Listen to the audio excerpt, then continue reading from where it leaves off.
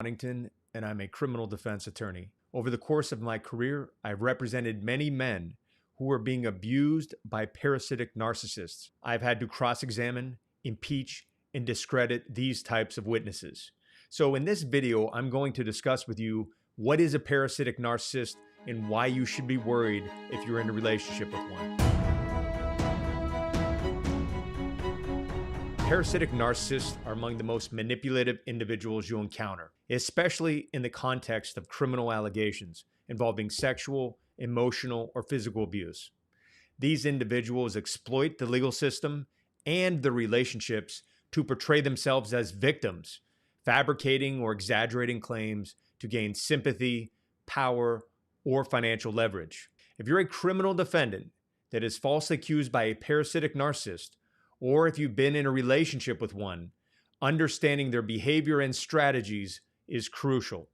Today, I'm going to explain how to identify a parasitic narcissist and how to confront their lies. Finally, we're going to discuss how to effectively expose them in legal proceedings. We'll focus on examples from criminal cases to illustrate these strategies. The first thing you need to know is how to recognize a parasitic narcissist. A parasitic narcissist thrives on emotional and financial dependency. This is coupled with manipulation. In criminal cases, they often exaggerate or fabricate abuse. They turn arguments into assaults or consensual sexual actions into abuse or rape or sexual assault. They play the victim. They weaponize their perceived vulnerability, their victimhood, to manipulate law enforcement, prosecutors, judges, and juries. They also deflect blame. A parasitic narcissist will never accept responsibility for their own actions, but they will accuse their partner of abusive behavior, even fabricating allegations in order to hide their own toxicity and motives. These are dangerous individuals, people. You need to be on the lookout. For instance, a wife accusing her husband of physical abuse may conveniently admit the fact that she was the one who was the aggressor in the incident. She'll reframe it, making herself the victim. She'll do this to gain an upper hand in a divorce, a custody battle, or even in a simple argument.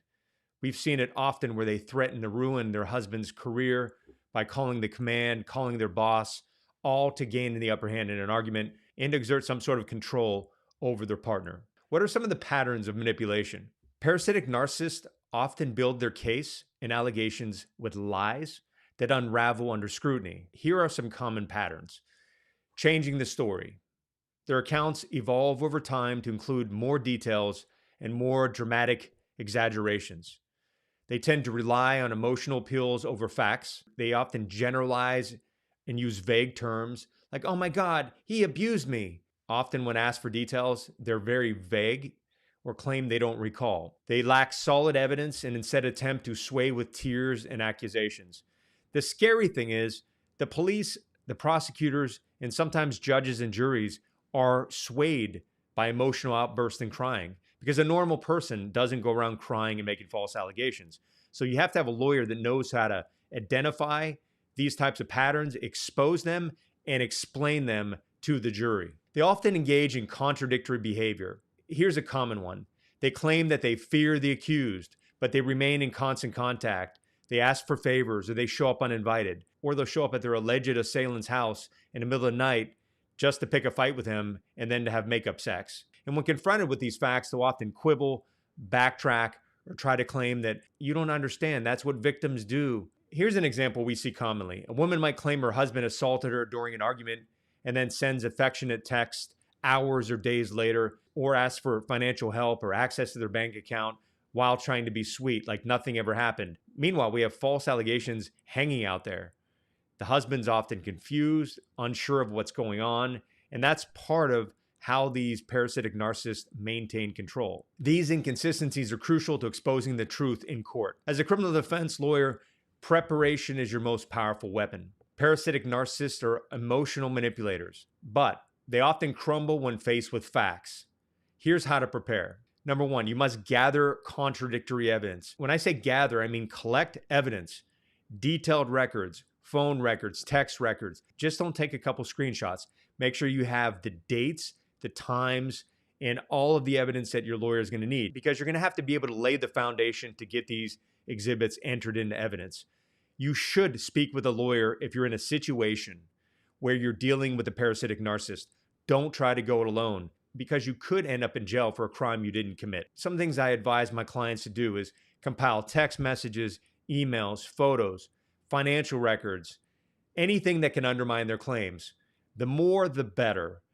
Even if you're not sure if it could be relevant, collect it and let a lawyer decide. For example, if the alleged victim claims that she was too terrified to leave the house because of your supposed abuse, then producing surveillance footage of her shopping and attending events during that time, coming and going, giving you kisses, laughing, joking, those types of things could contradict the story that's being presented to the judge or jury. You also have to review prior statements. Narcissists often contradict themselves. Cross-check police reports, affidavits, and deposition testimony for inconsistencies. Make sure your lawyer has these things and make sure they have them in advance so that they can prepare to cross-examine the parasitic narcissist. You also have to document their behavior. Keep a journal, keep a log, keep details, dates, times, and keep as much information as necessary to be able to confront and expose the parasitic narcissist in a court of law. If they've made similar allegations against others in the past, gather that info, collect those names, the contact information. If they have a history of manipulative behavior, bring it to light. But you can't do it unless you collect the evidence. We need data points as lawyers.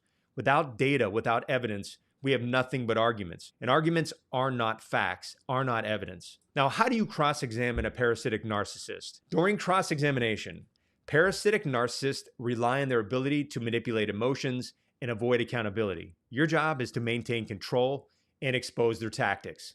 Here's how. Force them to answer specific questions. They will try to evade or ramble.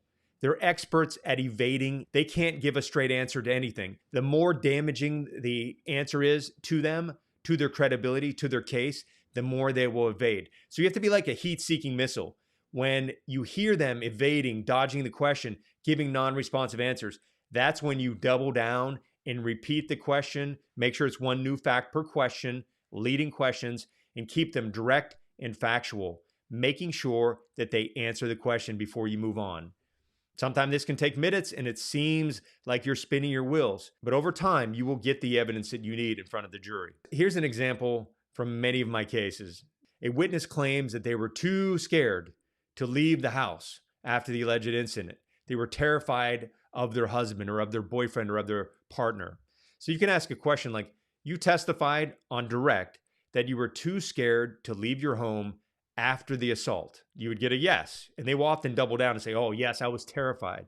And you want to build that up. You were so scared that you didn't leave the house. You were so scared that you sat in your room. You were so scared, like you said on direct examination, that all you could do is sit in the room and cry because if you left the room, you were afraid he was going to beat you. You were afraid that he was going to kill you.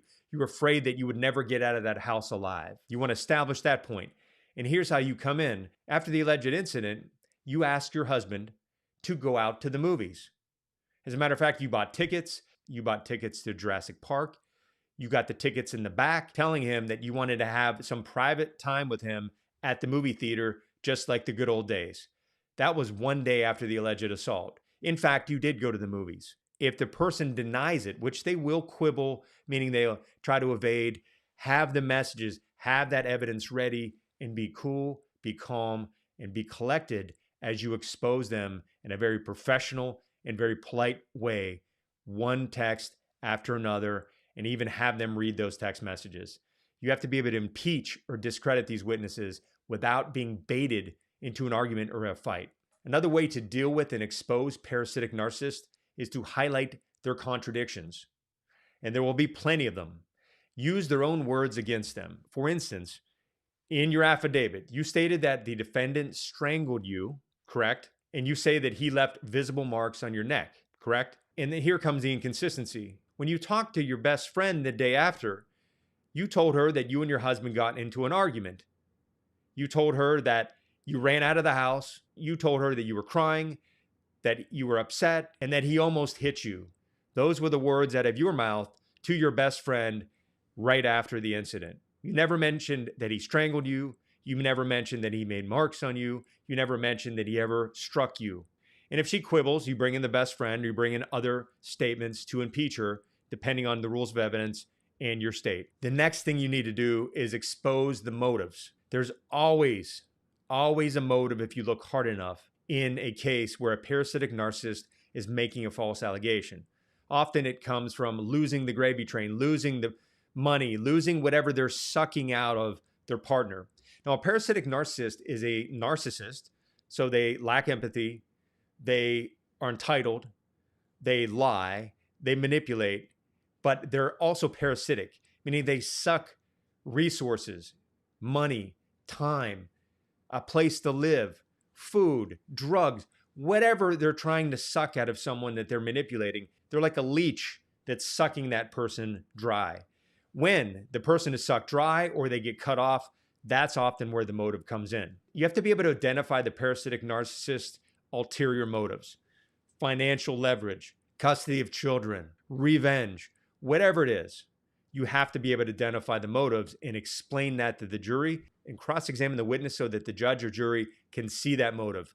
That way you can argue it, and that way it becomes facts and evidence. If it isn't brought out as facts and evidence, once again, it doesn't count. It doesn't go on the scales of justice. The judge or jury cannot consider simple argument from a lawyer. They need evidence. For example, like you might have a question like this: isn't it true that shortly before filing these allegations, you requested an increase in child support, which the defendant refused? Or the day before you made these allegations, you lost custody of your son. Your husband is the one who gained full custody of your son. That upset you because when you lost custody of your son, you also lost child support. And again, be ready to back these things up with other witnesses and with impeachment evidence. Here's a real world example. A wife accuses her husband of repeated sexual, physical, and emotional abuse during their marriage. She claims she was trapped and powerless. Yet the evidence shows that she initiated multiple large withdrawals from their bank accounts right before filing the report. Her husband found out she was cheating and decided to cut her off. We have text messages that reveal that she often threatened him with, quote, ruining his career if he didn't comply with her demands. Yeah, if you're watching this and you think that's ridiculous, I have to tell you, this comes up all the time. Some of these narcissists are so full of themselves and so stupid that they will straight up threaten to destroy their husband's career in text. So we have the evidence, yet the prosecution will often go for it anyway. Another thing we commonly see is surveillance footage, maybe of the outside of the house, maybe at establishments or parties where they're drinking, laughing, having fun, showing that they weren't, quote, too traumatized to leave the house or that they were not in fear. And in these real situations, almost always the story unravels. Before we cross-examine, you'll have the victim up there crying, usually for hours, sometimes days, telling this woeful story of abuse, of victimhood, of emotional trauma. It just goes on. And they'll be throwing out often facts that you've never even heard of before. Your client will be sitting there thinking, where the heck is this coming from? She never said this before. Man, she's going to town. She must have taken acting lessons before she took the stand. That is what I expect every time. And we usually take a break before we do cross-examination. And so in the audience, our supporters are often like, oh my God, this is not looking good. I can't believe that she's saying these things. Oh my God, we're in deep trouble. She was very compelling, very convincing. And I say, relax, go to the restroom, get a drink of water. We're about to start the cross-examination. And I come in because I love doing this. It's a lot of fun for me. I've gotten really good at it. So I can get up there coolly, calmly, and really have a good time exposing a fraudulent liar in front of the jury, in front of a live audience, in the courtroom, in front of the judge, and in front of the prosecutors who are bringing this case. It's one of the more fun things that I get to do as an attorney. So how do we do it? The story starts to unravel as we question the witness, right? We force her to admit the exaggerations, the lies, the threats, and hammer with facts, with details, with contradictions. You have to have your stuff lined up. One of the things I like to do is go in there with stacks of paper. I'll call it like the impeachment material, and I'll bring up a table and I'll put stack 1, stack 2, stack 3, and I'll hand them to the prosecution. I'll even hand it to the victim's lawyer and be like, hey, by the way, we're going to be cross-examining her on this. But I'll give it to them just to create heightened tension so that that person who just was crying and lying for hours, now they're in trouble and they're scared and they're not sure what to do, because I will slowly, like a boa constrictor, tighten the noose around them until there's nothing left. So we stack these papers here and we go stack 1, stack 2, stack 3. Sometimes we have 20, 30 stacks with pictures, with text messages, with prior statements. And it's difficult for the parasitic narcissist to keep up that facade of crying and lying. They often will start getting very aggressive, and the jury sees a change in demeanor. As I question them, their demeanor gets more aggressive, more nasty, and eventually their true self comes out as they're confronted with lies. Narcissists don't like to be exposed. They have very thin egos. And if you attack them, which very rarely does someone ever attack them, especially if they play the victim, but whenever you attack their credibility, their truthfulness, and their lies, they tend to fold rather quickly, and it's quite amazing to watch in court. They will try to lie, they will try to deflect, they'll try to portray themselves as a victim. But here's what you need to do. Stay calm and unemotional. Go slow. I write a note to myself, slow and calm. And I look at the witness and I slowly walk them through their questions. And I don't take non-responsive, meaning when they evade the question, I just stay on that question until I get the answer. And I slow it down to the point where that person wants to run out of the courtroom. And that's literally happened to me in about 5 different cases where I've had someone who is very likely a parasitic narcissist run out of the courtroom, start yelling at the judge, start yelling at me, or just get up off the stand and walk away and be like, I can't handle this. I can't take this anymore. Those are beautiful moments for me as a lawyer, but it happens when you're dealing with parasitic narcissists. Remember, you stay calm because their goal is to provoke you. That's what they do in life. That's who they are. Maintain professionalism. The jury will notice the contrast between your composure and their volatility. They're going to try multiple times to redirect the emotionality because they want to be the center of attention. They want to be the victim. So if she starts crying, you might pause, let her regain composure, and go back to the question. And you could say something like, I understand this is difficult, ma'am, but my question was, did you send this email to my client on January 10th? Sit there and wait until they answer. You're literally going to see them start moving back and forth. We call that TikTok. They start going like this because they don't know what to do. There's no way out of the situation other than to run out the door or to finish up the questions as quickly as possible. Another thing you need to do is expose their patterns. This is usually not the first time they've made similar allegations. Highlight it. And if they made allegations and it's admissible in your state or in your jurisdiction of prior allegations, focus on the falsehood of the allegation. Focus on the exaggerations. Focus on the lies. If it's a sexual allegation, you have to get permission from the judge first. But if you can tie it to motive, bias, or prior untruthful acts, then you may be able to get it admitted. If you're in a relationship with a parasitic narcissist and you find yourself facing false allegations, here are a few things you can do. Preserve evidence. Save text, emails, and any documentation of their manipulations. These will be pivotal in court. Don't engage. You need to avoid confrontations or arguments that they can twist and use against you. They tend to record stuff a lot, secretly, and then they cherry pick and edit what recordings are handed over to the police. That's another red flag for me when I'm dealing with a case where I have all these recordings handed over and I'm like, where are the rest of them? This thing's clearly edited. The narcissist, they tend to record you all the time after picking a fight, and then they edit it and hand over a portion of the part where you lose your temper. So be very careful, be aware of that. And the third thing is consult a lawyer immediately. A skilled criminal defense lawyer can identify their tactics, expose their lies, protect your rights, and help you build a case to clear your name and eventually get your life back. It's not going to be easy. You need to avoid these people if possible, but you need to carefully extract yourself from any type of relationship like this because they will try to take you down once you cut them off. A leech doesn't like to be cut off of their food source, just like a parasitic narcissist does not like to be cut off from whatever they're draining you of, whether it's emotional support, food, a house, money, whatever it is. But you got to cut them off because there's no safe, easy way out of a situation like this. The sooner the better. But seek help before you do so you don't find yourself in trouble. In closing, dealing with a parasitic narcissist in the context of criminal allegations is one of the most challenging situations a person can face.